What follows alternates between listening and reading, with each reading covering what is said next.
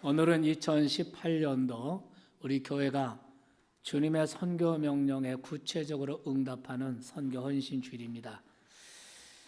지금까지 우리 참 좋은 가족 여러분들의 기도와 재정 후원 또 헌신을 통해서 교회는 선교에 풍성한 열매들을 맺을 수가 있었습니다. 돌이켜보건대 우리 참 좋은 교회가 해외 선교를 시작한 해가 1992년도 25년의 세월이 지났습니다. 1992년도에 우리 장인관 선교사를 러시아 북코카서스라고 하는 이 무슬림 미전도 종족에게 파송해서 교회들을 개척했고, 그리고 선교센터를 건축해서 그 미전도 종족에게 이제 온전하게 이양을 하고 철수를 했습니다. 1992년도에 동시에 서부 아프리카 시에라리온에 우리 박광석 선교사님을 파송을 했고, 그리고 시에라리온, 세네갈, 모르타니아 이 여기에 걸쳐 있는 미전도 종족들에게 복음을 전하고 지금도 베이스가 구축되어 있습니다. 우리가 1993년에 필리핀 일로일로의 GVC Great Vision 교회를 시작함으로써 필리핀 선교가 시작되었고, 2006년도에 선교지에서 선교사를 파송한다는 전략을 가지고 IMTC라는 국제 선교사 훈련 기관을 설립하게 됐습니다. 지난 10년 동안 10회에 걸쳐서 선교사 훈련을 해서 57명의 선교사를 배출했고, 그리고 그 중에 현재 38명의 선교사님들이 태국, 캄보디아, 미얀마, 인도, 네팔 또 이런 지역에 지금 활발하게 선교 활동을 하고 있습니다. 지난해 7월 달에 우리 청년들이 우리 IMTC 선교사들이 활동하고 있는 캄보디아 프놈펜 지역에 단기 선교를 갔다 와서 우리 IMTC 선교사들이 어떻게 사역하고 있는지를 우리가 확인할 수 있었을 거라고 생각합니다. 이렇게 25년 동안 하나님께서는 선교의 열매들을 풍성하게 만들어 주셨습니다. 우리 참 좋은 교회, 그러면 참 좋은 교회는 제자 훈련하는 교회, 평신도를 훈련하는 교회, 두 번째로는 선교하는 교회. 아멘. 이것이 우리 교회의 어느덧 트레이드 마크가 된 것 같습니다. 지난 한 해 2017년 한 해 동안도 선교사를 위해 기도하고 선교사들을 정기적인 선교비를 보내서 후원해 주신 우리 모든 선교 동역자 여러분에게 진심으로 이 자리를 빌어서 감사 말씀을 드리겠습니다. 특별히 어려운 가운데서도 IMTC 선교사를 단독으로 파송하거나 또 협력해서 파송해서 후원하신 가정들이 있고 또 기업들이 있습니다. 이 자리를 빌어서 다시 한번 감사를 드립니다. 저희 교회 권사님 한 분 계신데, 이 권사님은 생활이 넉넉하지 않으신 권사님이십니다. 그래서 조그만 소기업 업체에 취직을 해서 그 직장 생활을 하고 계신데, 제가 알기로는 제가 한번 여쭤본 적이 있거든요. 제가 기억하기로는 봉급을 한 150만 원쯤 받으시는 것 같습니다. 많지 않은 봉급이지만 그럼에도 불구하고 이분은 계속해서 선교사를 단독으로 파송하는 일, 그리고 후원하는 일을 계속해 오시는 것을 볼 때 정말 담임 목사로서 감동 그 자체일 수밖에 없었습니다. 이런 성도들의 헌신이 모아져서 오늘 38명의 선교사를 파송하고 57명의 선교사를 배출할 수가 있었다. 이렇게 볼 때 하나님께서 얼마나 기뻐하시고 또 우리 성도님들, 우리 교회를 소중하게 여겨 주실 줄로 믿습니다. 작년 선교 헌신 주일에 이미 말씀을 드렸듯이 우리 교회는 금년 10월 달에 처음으로 선교 대회를 갖게 됩니다.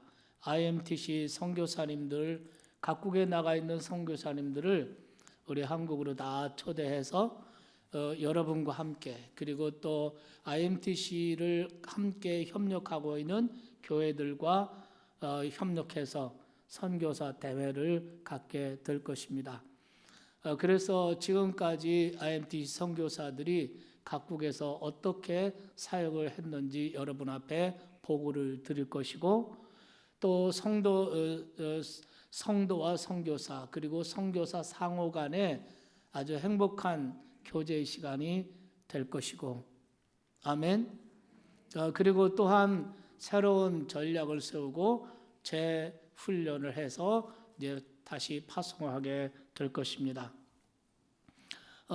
이 선교사 대회를 통해서 하나님께서 우리 교회 성도님들의 헌신으로 선교의 열매가 어떻게 나타났나 하는 것을 실제로 여러분이 보고를 받으시고 또 함께 들으실 것이고, 또 한국 교회 점점 선교가 어려워지고 선교가 참 이 정체 상태에 있는 이 한국 교회에 새로운 패러다임의 선교 전략을 우리가 제시하게 될 것입니다. 그것은 바로 선교지에서 선교사를 훈련하고 동원하고 훈련하고 파송하고 지원하는 이런 새로운 패러다임의, 소위 말하는 선교 재생산, 선교의 재생산이죠. 이러한 선교의 패러다임을 우리가 한국 교회 앞에 제시하게 될 줄로 믿습니다. 지금까지 함께 하신 하나님께 감사하고, 우리 교회가 뭐 대형 교회는 아니잖아요.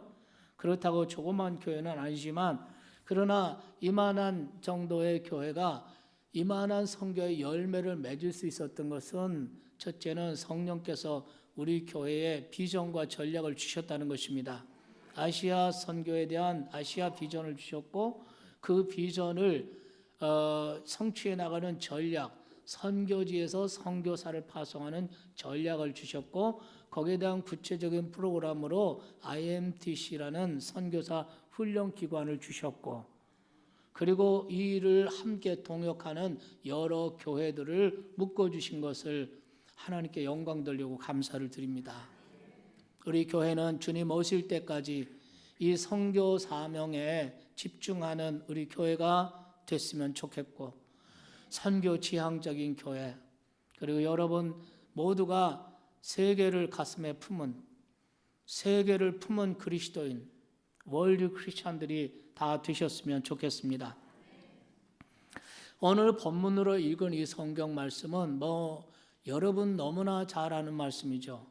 이 말씀이 중요한 이유는 예수님께서 3년의 공생의 사역을 마치고 하늘로 승천하시면서 마지막에 남기신 말씀이에요. 이것은 예수님의 유언과 같은 것이고, 이것은 선교의 지상 명령이라고 하죠. 그러므로 너희는 가서 모든 족속으로 제자를 삼아 아버지와 아들과 성령의 이름으로 세례를 베풀고 내가 너에게 분부한 모든 것을 가르쳐서 지키게 할지어다. 아멘. 이것을 우리 교회는 위대한 위임이라고 말합니다. 예수님께서 선교를 위해서 이 땅에 오셨고, 그리고 선교를 완성하기 위해서 승천하시면서 그 선교를 제자들에게 위임하시는 위대한 위임의 장면입니다. 이 선교 명령에 헌신하는 교회 공동체, 이 선교 명령에 헌신하는 사람들에게 주님께서 어떤 약속을 하십니까? 세상 끝날까지 내가 항상 너희와 함께 있으리라. 마가복음 16장 15절에서는 예수님께서 이렇게 말합니다. 너희는 온 천하에 다니며 만민에게 복음을 전하라. 만민에게 복음을 전파하라. 그리고 이 말씀 그 다음 절에 어떤 약속을 합니까? 믿고 세례를 받는 사람은 구원을 받을 것이요, 믿지 않는 사람은 정죄를 받으리라. 이 말은 무슨 말입니까? 모든 민족의 구원이 우리의 선교에 달려 있다라는 것입니다. 그렇기 때문에 여러분, 교회가 선교하지 않는 것은 큰 죄를 짓는 것입니다. 교회가 아무리 커도 교회가 사업하고 문화 사업하고 교회가 이런저런 일하고 이렇게 아무리 크고 아무리 많은 일을 해도 선교의 우선순위가 밀려 있으면 이것은 건강한 교회라고 할 수가 없습니다. 성도들이 아무리 열심을 내고 이것저것 봉사를 많이 해도 해외 선교에는 관심이 없다면 이 사람은 지금 주님 앞에 큰 죄를 짓고 있는 것입니다. 우리는 자나깨나 복음을 전하는 선교하는 일 잊지 말아야 될 줄로 믿습니다. 선교하기 위해서 우리가 가장 먼저 하지 않으면 안 될 일이 있습니다. 그거는 무엇입니까? 너희는 모든 민족으로 가서 너는 온 천하에 다니며, 이 말입니다. 가라는 것입니다. 언어의 경계, 문화의 경계, 그리고 인종의 경계를 넘어가야 되는 것입니다. 문화의 경계를 넘어서 타문화권에 가서 복음을 전하는 것을 우리는 선교라고 합니다. 타문화 속으로 들어가면 우리는 많은 어려움을 겪게 되고 많은 그 곤란한 일을 만나게 됩니다. 그때 주님이 약속하신 것이 무엇입니까? 볼지어다 세상 끝날까지 항상 내가 너희와 함께 있으리라 하는 것입니다. 그러므로 여러분, 예수를 믿고 구원받은 그리스도인이라면 자나깨나 선교의 사명을 잊지 말아야 돼요. 그 교회가 정말 예수 그리스도의 피 묻은 교회라고 하면은 그 교회는 끊임없이 어떤 상황, 어떤 형편, 어떤 처지에서도 끊임없이 그 교회는 선교를 향해서 나아가는 교회가 되어야 할 줄로 믿습니다. 여러분,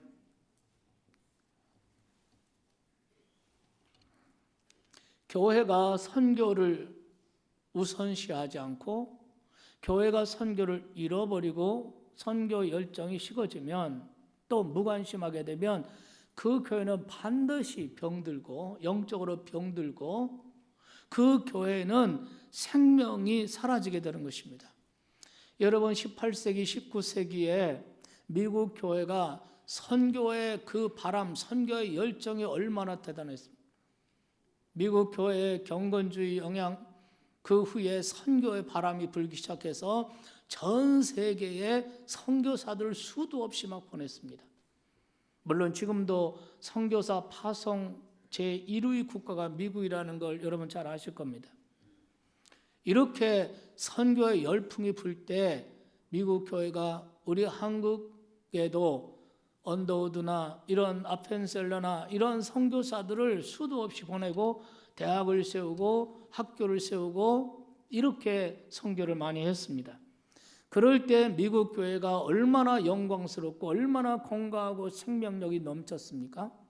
그러나 20세기 들어오고 이제 20세기 중반 후반 자유주의 신학이 들어오고 번영의 신학이 미국 교회를 휩쓸고 지나갔습니다.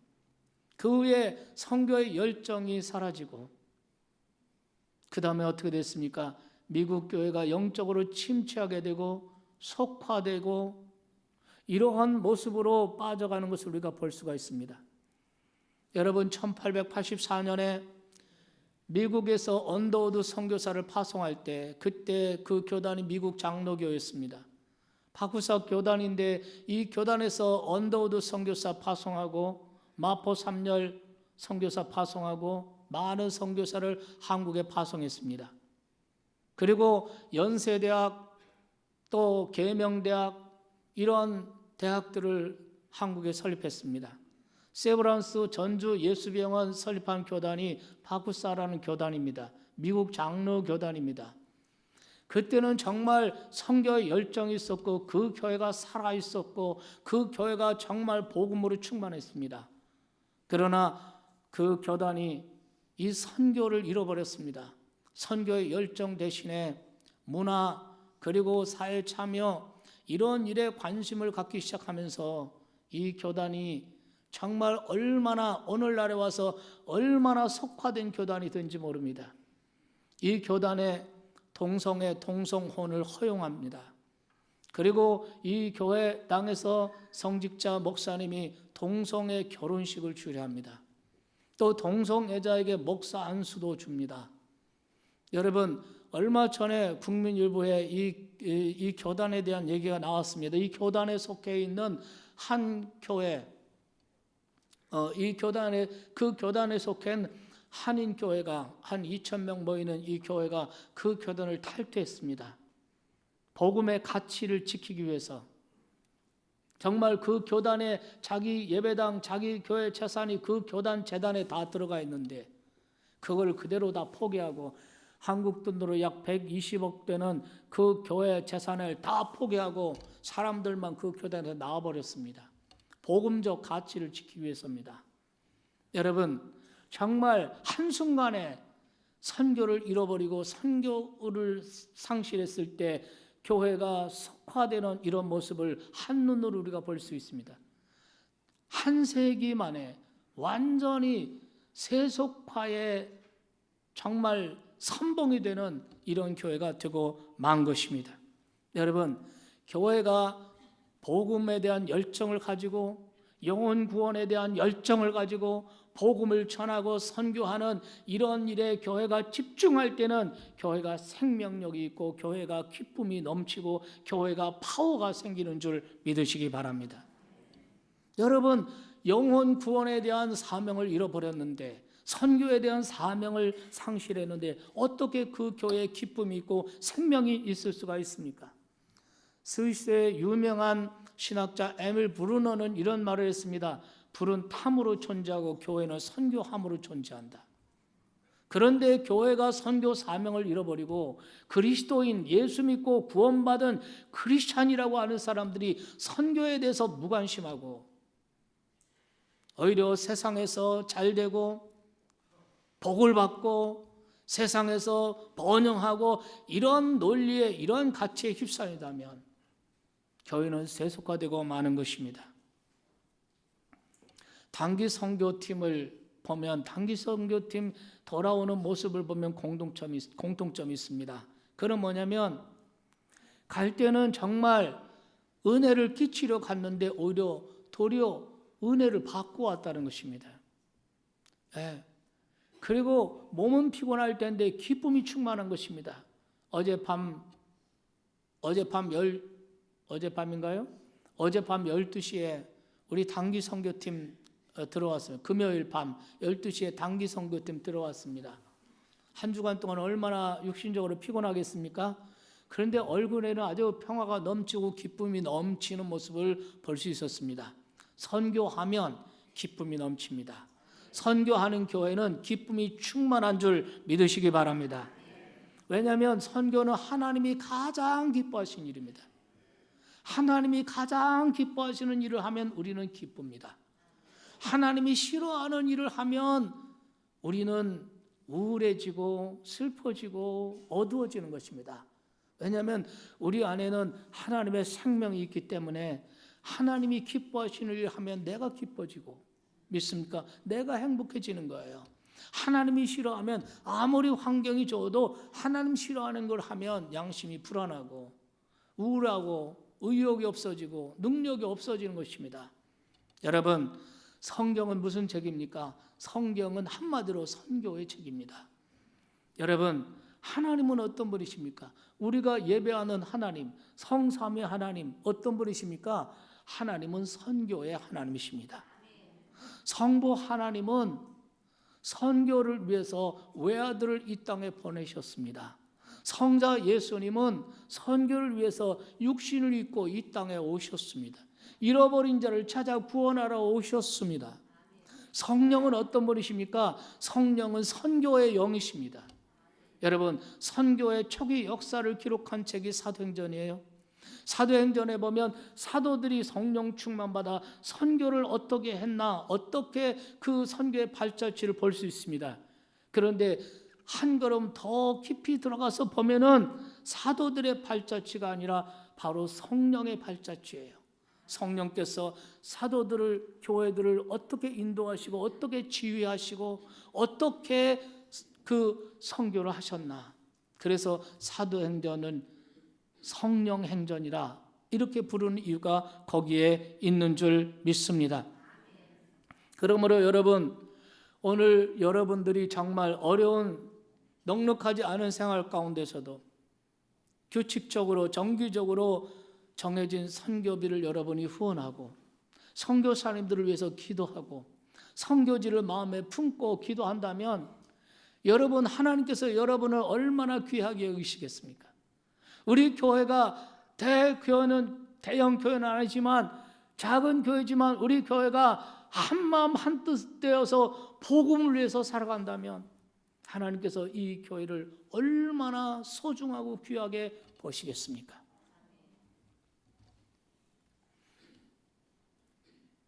저는 저희 이모님이 다니는 교회, 제가 그 교회 이름은 말하지 않겠습니다. 한 10여 년 전에 100주년을 맞았어요. 여러분, 지금 10여 년 전이니까 지금은 110년이 되겠죠? 100주년, 그 교회 창립 100주년에 무슨 행사를 했느냐? 100주년 기념으로 그 교회에서 처음으로 선교사를 파송했습니다. 저는 정말 선교사 파송한 그 자체는 중요하지만 100년 된 교회가 선교사를 100주년 기념으로 보냈다는 거예요.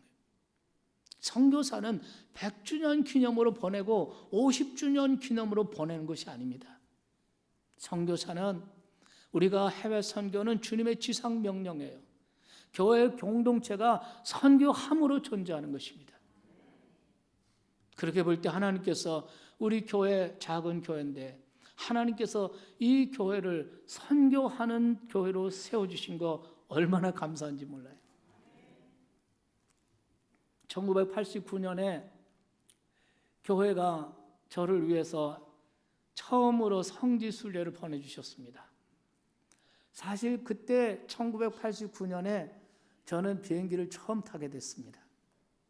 그리고 이스라엘, 에집트, 요르단 또 계속해서 그 헬라 지역, 그리스, 로마 이렇게 선교지를 쭉 그 성지순례를 하게 됐는데 그 베드로가 사도행전 10장에 요빠라고 하는 항구 도시에 머물러 있을 때 기도 시간에 환상이 확 열리는 거예요.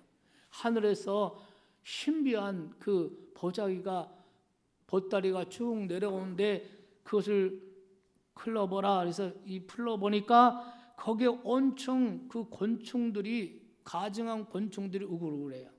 유대인은 그런 곤충을 절대로 먹지 않습니다. 그런데 하나님의 음성이 들려오는데 이걸 잡아 먹어라.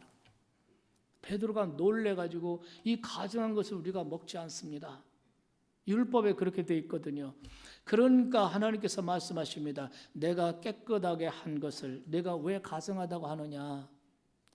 이 음성이 들릴 때 이런 환상을 보고 이런 음성을 들으면서 그때 마침 그를 찾아온 사람이 있었습니다. 로마 사람 고넬료가 보낸 하인이 찾아왔습니다. 그래서 그 사람을 따라서 가니까 로마인 고넬료의 집에 그 이방 사람들이 가득 모였어요. 그리고 사연을 얘기합니다. 그래서 그곳에서 복음을 전할 때 그 이방 사람들이 다 구원을 받고 세례를 받게 된 줄로 믿습니다. 이것이 기독교 선교에서 최초로 유대인이 아닌 이방인에게 복음이 전파되고 이방인이 구원받는 사건이 바로 사도행전 10장에 기록되어 있습니다. 여러분, 그곳이 바로 요빠라고 하는 곳인데 그 요빠에서 새벽에 일어나서 제 아내와 함께 바닷가에 가서 묵상하는데 하나님께서 그 사도행전 10장에 있는 그 베드로의 그 환상이 내 마음 가운데 확 눈에 보이듯이 떠오르는 거예요. 그러면서 하나님께서 누가 갈 것인가? 하나님께서 저에게 선교의 소명을 주셨습니다. 그때부터 저는 목회 방향을 바꿨습니다. 우리 교회는 이제 선교 지향적인 교회로 간다. 하나님께서 나를 보내는 선교사로 부르셨어요. 할렐루야. 그래서 92년도부터 선교를 하게 됐는데 25년이 지났습니다. 사랑하신 여러분, 교회 공동체가 영혼 구원에 대한 관심, 복음 전파에 대한 열정, 해외 선교에 대한 강력한 비전과 헌신이 있을 때 그 교회가 건강한 교회, 좋은 교회가 되는 것입니다. 사람이 많이 모이고 시설이 대단하고 선한 일, 좋은 일 많이 하고 이게 아닙니다. 선교하는 교회가 건강한 교회인 줄 믿습니다. 그래서 저는 선교는 주님이 가장 기뻐하신 일이다. 그 가장 기뻐하시는 일에 우리가 헌신하면 우리 인생 절대 후회하지 않는다. 우리에게는 언제나 기쁨이 넘치고 승리가 넘치는 줄 믿습니다. 예수님께서 이렇게 말씀하셨습니다. 마가복음 10장 29절 30절에 보면 내가 진실로 너에게 이르노니 나와 복음을 위하여 집이나 형제나 자매나 어머니나 아버지나 자식이나 전토를 벌인 자는, 나와 복음을 위해서 자신을 희생한 자는, 이런 뜻이에요. 그 다음 뭐라고 그랬습니까? 현세에 있어 집과 형제와 자매와 어머니와 자식과 전토를 100배 나왔대. 현세에도 100배의 축복을 받고 내세에는 영생을 얻는다는 것입니다. 믿으시기 바랍니다. 그러므로 여러분, 선교는 사명이다. 선교는 기쁨이다. 선교는 상급이다. 선교는 사명이고 기쁨이고 생명이고 보람이고 상급이다. 그러면 여러분, 오늘 제가 간단히 말씀드리겠습니다. 그럼 우리가 어떻게 선교를 해야 되느냐 것입니다. 선교를 어떻게 해야 되나? 선교할 때 훈련도 필요합니다. 기술도 필요합니다. 돈도 필요합니다. 그러나 선교는 한마디로 사랑으로 하는 것입니다. 선교의 생명은 사랑에 있습니다. 선교에 사랑이 있으면 그 선교는 생명 있는 선교예요. 선교는 열심히 하는데 거기에 사랑이 없으면 그것은 죽은 선교입니다. 여러분, 누가 좋은 선교사입니까? 사랑으로 선교하는 사랑의 사람입니다. 누가 훌륭한 좋은 후원자가 될 수 있습니까? 사랑으로 후원하는 사람입니다. 믿으시기 바랍니다. 인종이 다르고 언어가 다르고 피부 색깔이 달라도 다른 종족을 사랑할 수 있어야 합니다. 그들의 영혼뿐만 아니라 그들의 언어와 그들의 관습과 그들의 문화까지 존중할 수 있어야 합니다. 그들의 약점과 그들의 아픔과 역사적인 상처까지도 우리가 보듬을 수 있어야 우리가 좋은 선교사가 될 수 있고 좋은 후원자가 될 수 있는 줄 믿으시기 바랍니다. 선교사님들이 선교지에서 사역할 때 보면 많은 선교사님들이 경험하는 것입니다. 사람들이 너무나 많이 속인다는 것입니다.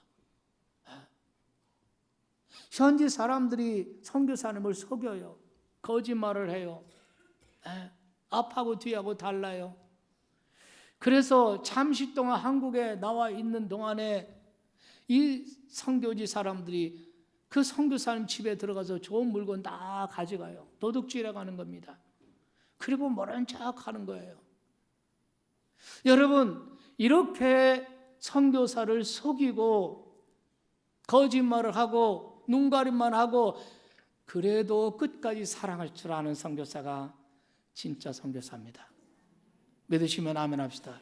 예수님께서 여러분과 나를 사랑하실 때 어떻게 사랑하셨다고 성경에 말씀하십니까? 끝까지 사랑하시니라. 믿으시면 아멘 합시다.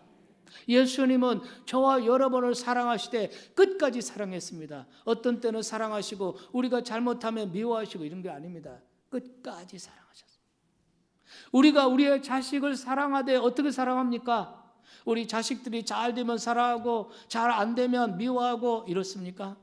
끝까지 사랑합니다. 그게 진짜 사랑입니다. 여러분, 선교에는 사랑이 필요합니다. 사랑이 선교의 생명인 것입니다. 여러분, 우리가 아시아를 받았습니다. 아시아 사명을 받았습니다. 누가 아시아 선교를 잘할 수 있습니까? 아시아를 가장 사랑하는 사람들이 아시아 선교를 가장 잘할 것입니다. 앞으로 저 북한 선교의 과제가 우리 앞에 놓여 있는데 하나님께서 어떤 사람에게 북한 선교의 과제를 맡기시겠습니까? 여러분, 정치 논리를 가지고 정죄하고 미워하고 적대시하고 이런 사람에게 맡기겠습니까? 정치 논리와 상관없이, 이념과 상관없이 하나님의 형상대로 지음받은 그 2700만 명의 그 북한의 그 어두운 가운데 있는 그 영혼들, 그 주체 사상 가운데 묶여있는 그 영혼들을 불쌍히 여기고 마음이 자꾸 가고 관심이 가고 그들을 위해서 기도하게 되고, 하나님께서 이런 사람에게 하나님께서 북한 선교의 위대한 과업을 맡기실 줄로 믿습니다. 사랑은 선교지에도 필요할 뿐만 아니라 사랑은 선교사에게도 사랑이 필요한 것입니다. 하나님은 본질이 사랑이십니다. 하나님은 사랑이시라. 그래서 하나님은 사랑하실 수 있습니다. 그러나 인간의 본질은 사랑이 아닙니다. 타락한 인간의 본성에는 사랑이라는 게 존재하지 않습니다. 그러면 우리가 어떻게 사랑할 수 있나? 사랑을 받으면 사랑할 수 있습니다.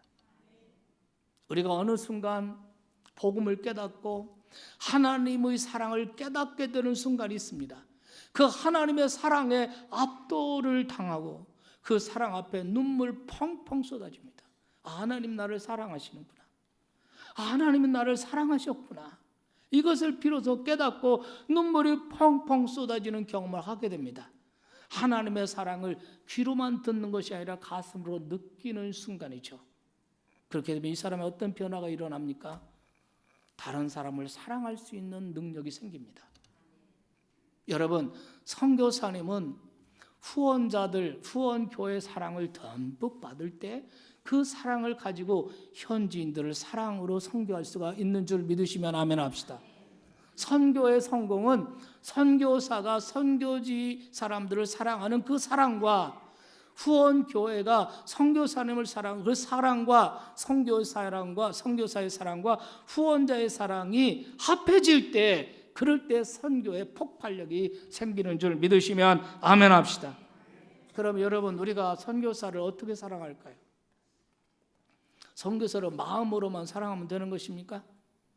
선교사를 우리가 구체적으로 사랑하는 것은 첫째 기도하는 것입니다. 선교사를 위해서 기도하셔야 돼요. 우리 선교사들에게도 약점이 있습니다. 어떤 사람은 선교지에 갔다 와서 선교지의 약점을 보고 계속 비판하는 사람이 있습니다. 이런 사람은 선교할 수가 없어요. 선교지에 가서 비록 어떤 약점을 발견하고 연약함이 있으면 그 약점을 품고 기도하고 그 약점을 내가 보충해 주는 이런 모습이 있어야 할 줄로 믿습니다. 여러분, 선교사를 위해서 기도하십니까? 여러분, 오늘 이 월드 크리스천에 보면 이 중간점 딱 한번 열어보십시오. 여기 보면 이런 페이지가 있습니다. 57명의 배출한 선교사들의 이름이 있고 현재 38명이 선교를 하고 있습니다. 여러분, 이 선교사님들을 여러분이 이 페이지를 뜯으시든지 어떻게 해서 여러분 좀 가족들이 다 같이 잘 보이는 어떤 장소에다 딱 붙여놨으면 좋겠어요. 이걸 붙여놓고 가족들이 사람들 선교사님 이름도 외우고 지역도 외우고 얼굴도 익히고, 그리고 이 사람들을 위해서, 이 선교사님들을 위해서 우리가 기도를 하는 것입니다. 이것이 사랑인 것입니다. 기도하면 허물도 다 덮어져요. 기도하면 사랑도 생겨요. 여러분, 성경에 원수를 사랑해라고 그랬습니다. 우리가 어떻게 원수를 사랑합니까? 원수 사랑하는 게 처음부터 됩니까? 그러나 그 사람을 위해서 기도를 시작할 수 있다면, 그 기도가 깊어질수록, 그 기도가 계속될수록 어느덧 미워하는 마음, 원수시하는 마음이 녹아져 버려. 그 영혼이 불쌍히 여겨져. 그를 위해서 기도하게 돼요. 믿으시면 아멘합시다. 사랑하는 마음이 생기는 거예요. 여러분, 청소년 문제가 왜 생기는 것입니까? 마땅히 부모로부터 충분한 사랑을 받아야 되는데 부모가 다른 데 관심 갖고 아이들에게는 무관심하게 됩니다. 그리고 그 잘못된 거, 실수한 거, 이걸 계속해서 그 연약함을 갖다가 계속해서 공격하는 것입니다. 너는 이것도 못해, 이것도 잘못했잖아, 저것도 잘못했잖아. 이렇게 되면 아이가 자라면서 가슴에 독을 품게 되는 것입니다. 그래서 여러분, 아이들이 잘못되고 비뚤어지고 말썽 부리고 이러면 다른 게 아니에요. 부모의 사랑을 느낄 수 있게 만들어줘야 돼요. 부모가 말이 아니라 정말 어머니 아버지가 나를 사랑하는구나, 그 사랑을 느끼는 순간 아이가 변화되기 시작하고, 그 사랑을 느끼고 그 사랑을 받아들이는 순간부터 부모를 사랑하는 마음이 생기게 되고 이 아이의 삶이 달라지는 줄 믿으시면 아멘 합시다. 아기를 키우는 엄마들이 어떤 경험을 합니까? 남편한테 막 스트레스 받고 막 욕먹고 막 화가 나고 분노가 일어나고 미움이 생기고 막 상처를 받고, 이런 경우에 이 엄마가 아기에게 젖을 먹이면 이 젖이 아기에게 독이 돼버려요. 그래서 아기가 막 푸른 똥을 놓는다든가 아니면 그 살살을 한다든가 막 이런 일들이 나타나지 않습니까? 그러나 아기 엄마가 사랑을 충분히 받고 행복한 마음으로 젖을 먹이면 이 아이에게 평화가 임하는 줄 믿으시면 아멘 합시다. 네. 목회자도 마찬가지예요. 여러분, 목회자는 교회 성도님들이 만드는 것이고요, 교회는 말이죠, 목회자가 만드는 거예요. 믿으시면 아멘 합시다. 네. 교회가 정말 목회자의 연약함까지 감당하면서 위에서 기도하고 격려하고 교회가 목회자를 사랑하면, 풍성한 사랑으로 사랑하면 목회자가 힘을 얻어서 사랑으로 말씀을 전하고 사랑으로 신방하고, 아멘, 사랑으로 성도들을 찾아가고 사랑으로 세상을 만나게 되는 것입니다. 그러나 반대로 교회가 목회자의 약점을 잡아서 집요하게 공격을 하고 비난하고 비판하고 이러면 목회자도 인간이기 때문에 독을 품습니다. 정말 축복이 나올 수가 없고 사랑이 나올 수가 없어요. 잘 안 되는 것입니다. 그렇기 때문에 여러분, 우리가 선교사님들을 정말 사랑으로 후원하기 위해서는 우리가 선교사님들을 위해서 기도를 하셔야 돼요. 믿으시기 바랍니다. 기도하면 사랑하는 마음이 생겨요. 여러분이 부족한 종을 위해서 여러분이 일주일에 단 한 번이라도 진지하게 기도 시작하신다면 여러분은 저를 사랑하는 마음이 생기게 될 거예요. 나는 여러분의 사랑을 먹고 그리고 사랑으로 여러분을 섬기게 될 줄 믿으시면 아멘 합시다. 선교의 생명은 사랑에 있다. 사랑하신 여러분, 우리 참정교회 모든 성도님들은 선교의 꿈을 가지시기 바라요. 안디옥 교회가 주를 섬겨 금식할 때 땅끝을 보게 되었습니다. 이방 선교의 비전을 갖게 되었어요. 그래서 바나바와 바울 두 사람을 선교사로 안수해서 파송하지 않았습니까? 여러분, 우리 참정교회 모든 성도님들 그리고 모든 목장들, 모든 기관들 선교의 꿈을 가지시기 바라요. 그리고 계획을 세우시기 바랍니다. 그리고 목표를 세우시기 바랍니다. 내가 언젠가는 선교지로 간다. 내가 언젠가는 선교지로 가서 선교하겠다. 이러한 비전을 갖고 꿈을 가지세요. 목사가 돼서 선교사가 돼서 가는 것만이 선교가 아닙니다. 요즘에는 전문인 선교사, 예를 들어서 건축을 하는 사람이 은퇴를 하고 나서 선교지에 가서 교회를 건축하는 일, 또 가난한 사람들 집 지어주는 일, 이러한 일에 헌신할 수도 있습니다. 여러분, 간호사로 은퇴를 하신 분이 선교지에 가서 그 연약한 사람들을 건강을 돌보고 섬기는 일을 할 수가 있습니다. 교사로 은퇴하신 분이 선교지에 가면 선교사 자녀 학교가 있습니다. 거기서 아이들을 가르치는 일을 할 수가 있습니다. 할렐루야. 이거 뭐냐면 전문인 선교사야. 전문인. 이런 기술 저런 재능 없는 사람은 어떤 분은 미용을 배워가지고 그 미용을 가지고 가서 그 가난한 지역의 사람들에게 미용을 해주고 머리를 깎아주고 이러면서 복음을 전하기도 합니다. 여러분, 선교의 비전을 품으세요. 내가 마지막은 선교지로 가겠다. 그곳에 가서 내가 1년을 있든 2년을 있든 내가 정말 선교지로 가서 선교하며 살겠다. 우리 학교에 우리 성결대학교 신학부에 배본철 교수님이라고 있습니다.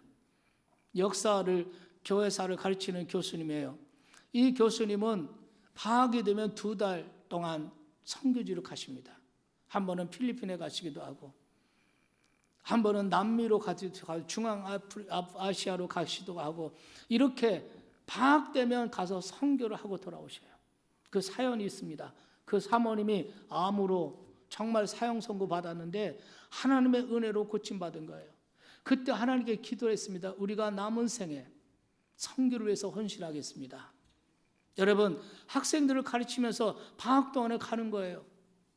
제가 알고 있는 그 택시를 하시는 분, 자기 택시 하시는 이 분인데 이분은 뭐냐면 한 달에 11달 열심히 일해서 모아가지고 한 달은 선교하러 가시는 거예요. 네. 선교의 꿈을 가지시기 바라요. 선교는 선교사만 가는 게 아니에요. 목사님들만 가는 게 아니에요. 여러분도 선교사가 될 수 있습니다. 내 평생에 1년이라도 단 한 달이라도 선교 현장에 가서 복음을 전하겠다. 그리고 계획을 세우세요. 건강도 시간도 경비도 염려하지 말고 선교 명령에 순종하기로 결정하면 하나님이 어떤 방법으로든지 채워주시고 어떤 길이나 어떤 방법을 통해서 길을 열어주실 줄 믿으시면 아멘 합시다. 여러분, 선교에는 하나님의 놀라운 상급이 있어요. 너희가 나를 영접하면 아버지를 영접하는 것이다. 누구든지 너희를 영접하는 자를 나를 영접하는 자요, 나를 영접하는 아버지를 영접하는 자요. 선지자에게 대접하면 선지자의 이름으로 선지자를 영접하면 선지자의 상급을 받는다 그랬습니다. 우리가 선교사를 사랑하고 영접하고 대접하고 후원하면 우리는 선교사와 동역하는 것이고 우리가 선교사와 동일한 상을 받게 될 줄로 믿습니다. 우리 사랑하는 참좋은 가족 여러분, 우리 일생 동안 어떤 직업에 어떤 모습으로 살든지 우리가 다 선교 명령을 수행해야 되는 선교의 일꾼들이 되시기를 주의 이름으로 축원합니다. 오늘 우리가 마음만이 아니라 구체적으로 내가 어떻게 선교할 것인가, 2018년도는 내가 어떻게 선교할 것인가, 오늘 주님 앞에 응답하시고 헌신하는 축복의 시간이 되시기를 주님의 이름으로 축원합니다.